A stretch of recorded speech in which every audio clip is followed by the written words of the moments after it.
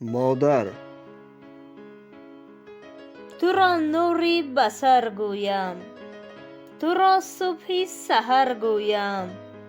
ز روی لاله ها مادر، تو را بویم، تو را جویم.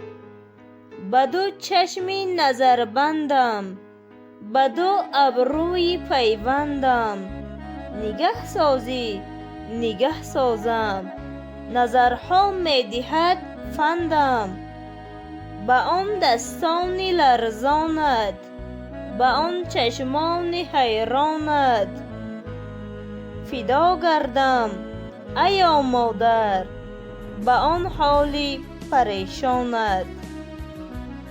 به استقبال تو از در برآید صد پسر دختر، که آنها را توی سرور، جهان را توی مادر.